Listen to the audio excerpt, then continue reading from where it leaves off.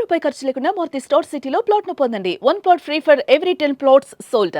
ఉచితంగా ప్లాట్ ను సొంతం చేసుకోండి. కాకపోతే అంటే చీరలో కూడా ఇబ్బంది పడే ఇది ఒకటి ఉంది, షార్ట్స్ ఉంటాయి కదా. ఉంటాయండి. సినిమా సుపిత్తమామలో కూడా ఒక చిన్నది ఫేస్ చేసా అట్లాంటిదే. రావు రమేష్ గారి వైఫ్ క్యారెక్టర్ అది. కూతురు ఆ కాబోయే అబ్బాయి హీరో షార్ట్స్ కి మాది లింక్ అనమాట. నేను తల స్నానం చేసి హాయిగా జుట్టు దూకుంటూ ఫ్రెష్గా అప్పుడే అలా వచ్చి అద్దం ముందు దూకుతుంటే నా భర్తకి నేను చాలా అందంగా అసలు ఎంత కలర్ఫుల్గా కనిపిస్తాను వెనక. ఇక అది కనిపించినప్పుడు నాకు కొంచెం కొంచెం వంపు సొంపులు బాగా కనిపించాలి. కానీ మనం ఎక్కడ ఏం కనిపించినట్టు చేయమే. ఎప్పుడు యాక్ట్ చేసినా కూడా మూవీస్లో నిండుగా ఇప్పుడు ఎలా ఉన్నానో అలానే నిండుగా ఉండటం. మేడం ప్లీజ్ మేడం కొంచెం సారీ ఇట్లా పెట్టుకోరండి సారీ అండి. ఎందుకంటే నేను అటు వెళ్ళిపోతే పక్కకి తప్పుకుంటే నా కూతురు అక్కడ ఉంటుంది. యాక్చువల్గా నా కూతురు అలా చేస్తూ ఉంటే చాలా సెక్సీగా చాలా అందంగా ఉన్న అమ్మాయిని అబ్బాయి చూసేసి చాలా డ్రీమ్స్లోకి వెళ్ళిపోయే కైండ్ ఆఫ్ సీన్ అది. నా భర్తకు తెలియకూడదు.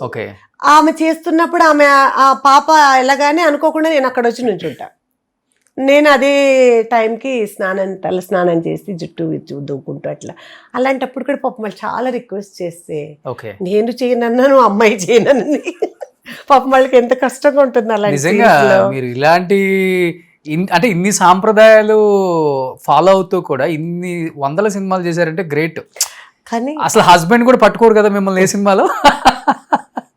లేదు అంత అవసరం కూడా లేదు. ఒక హగ్ ఇచ్చిన సీన్లు కూడా లేదండి, లేదు. ఎందుకంటే ఇప్పుడు మన పాత సినిమాల్లో అన్నిట్లో ఉన్నాయండి అలాంటివి. భానుమతి గారు వీళ్ళందరూ చేసే సినిమాలు తీసుకుంటే ఎవరు హగ్ చేసుకొని లేకపోతే ఇంకేదైనా సీన్స్ ఎక్కడున్నాయండి? హీరోయిన్లకే లేదు అప్పట్లో. బ్రహ్మాండంగా చేశారు సినిమాలు. ఒక్క చోట నుంచి సాంగ్ అంతా షూట్ చేసి సీన్స్ ఎన్ని ఉన్నాయి, ఎంత బాగుంటుంది, ఎంత బ్యూటిఫుల్ షార్ట్స్ అవి.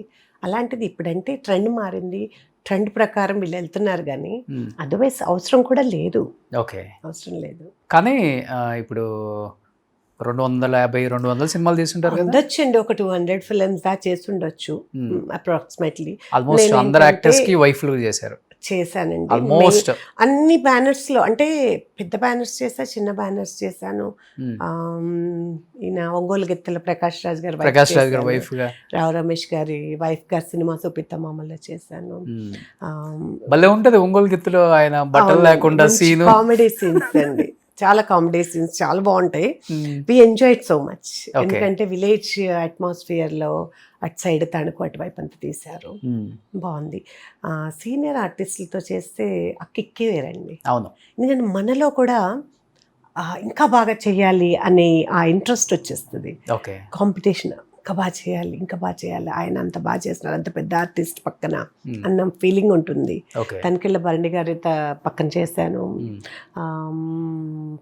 ఇట్లా చాలా మంది ఆర్టిస్టులు, ఇంకా మిగతా వాళ్ళందరికీ హస్బెండ్ కాకపోయినా ఆ సీన్స్ లో ఉన్న అవి చేశాను బాలే. చాలా అసలు నాగార్జున గారితో కాంబినేషన్, ఆయన కన్నం అలా పిసికి పిసికి పిసికి ముద్ద పెడుతుంటే నాకే ఎట్లా అనిపించేది.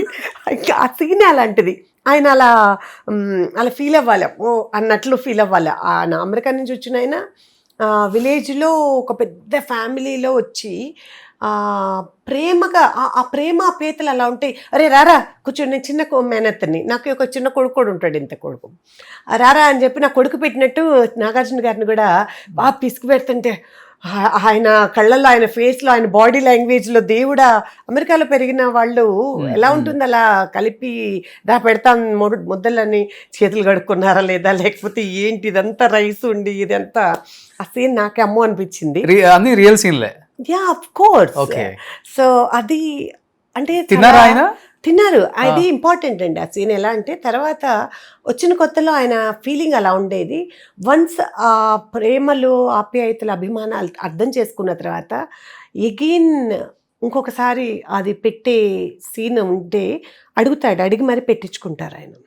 కానీ ఇప్పుడు మీరు చెప్పేదంతా చూస్తుంటే మీరు హీరోయిన్ గా చేయకపోవటమే మంచిది అనిపించింది. అవునా? అంతే కదా.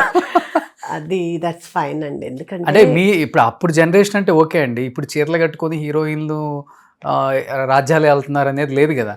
ఎక్కడో ఒక చోట అనేది తప్పదు అది. లేదండి. సినిమా మొత్తం మీద ఇప్పటికైనా హీరోయిన్ గా చేసేవాళ్ళు ఆ క్యారెక్టర్ డిమాండ్ చేసినప్పుడు వాళ్ళకి తప్పదు.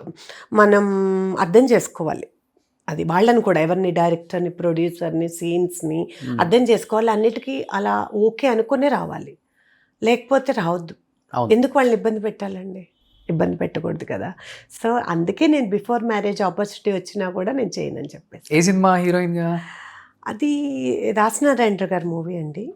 అది దాని పేరు అమ్మ బాగా గుర్తు పెట్టుకుంటారు, నాకు నిజంగా గుర్తులేదు. ఓకే. మా మదర్ ఫాదర్ బాగా గుర్తు పెట్టుకుంటారు, ఎస్పెషల్లీ మదర్. అమ్మకి బాగా ఇష్టం అండి, అమ్మ నాన్నకి బాగా ఇష్టం యాక్టింగ్ చేయటం. నా చిన్నప్పటి నుంచి చేపట్టుకొని 3 ఏళ్ల పాప అప్పటి నుంచి నన్ను డాన్స్ స్కూల్కి తీసుకెళ్లారు. క్లాసెస్ 5 years కల్లా పర్ఫార్మెన్సెస్ ఇచ్చేసాను. అప్పటి నుంచి ఇప్పటి వరకు, ఈవెన్ బిఫోర్ లాస్ట్ ఇయర్ కూడా కెనడాలో, న్యూజెర్సీలో పర్ఫార్మెన్స్ ఇచ్చాను, కూచిపూడి డాన్సర్. ఓకే. సో అలా అలవాటు కదా, వాళ్ళకి ఒక డ్రీమ్ అది, అలా నా కూతురు హీరోయిన్గా చూడాలి అనుకున్నారు. బట్ నా మైండ్ సెట్ అట్లా లేదు. ఈ ఎథిక్స్ మోరల్స్తో పాటు జయలక్ష్మి గారికి క్యాస్ట్ ఫీలింగ్ కూడా ఎక్కువ. నిజమా అది? బయట మాట్లాడేదాన్ని అస్సలు బయట ఎవ్వరు అనుకోరు. Because I love all the people. అది క్యాస్ట్ చూడనండి, దట్ ఈస్ ఆల్. మనం పెట్టుకున్న కడుపులో నుంచి కడుపులోంచి అందరూ ఒకేలాగా పుట్టామా, మన బ్లడ్ అంతా ఒకటేనా, ఎందుకండి ఇవన్నీ? కాకపోతే ఏంటంటే it's just matter of situation, అది సీన్, అదే అంటారు. ఆ సిచ్యుయేషన్ బట్టి ఆ టాపిక్ వస్తుందేమో కానండి. నా ఫ్రెండ్స్ అందరూ ఉన్నారండి, నా ఫ్రెండ్స్లో అన్ని మీరు అన్నట్లుగా తీసుకుంటే క్యాస్ట్లు, అన్ని క్యాస్ట్లు ఉన్నారు. సనా ముస్లిం, మరి రజిత చౌదరి, హేమ కాపు, సురేఖ కాపు అనుకోవాలి, ఇంక ఇట్లా అందరూ ఉన్నారుగా, రాజా రవీందర్, రాజు, మీనా, రఘుబాబు గారు, కమ్మ, రవి ప్రకాష్ కమ్మ, ఇట్లా అన్నీ ఉన్నారండి. ఏంటి కమ్మ, కాపు, లేకపోతే ముస్లిము, క్రిస్టియన్, ఏమండి ఇది? ఫ్రెండ్స్లో ఉందా? ఆ ప్రేమల్లో ఉన్నాయా? ఇండస్ట్రీలో ఉంది కదా. ఇండస్ట్రీలో కూడా నేను ఉందని అనుకోనండి. సిచ్యుయేషన్ డిమాండ్స్, ఆ సందర్భము సిచ్యుయేషన్ వస్తేనే దట్ విల్ కమ్ ఫర్ ముందుకు. అంటే ఎలాంటి సిచ్యువేషన్స్?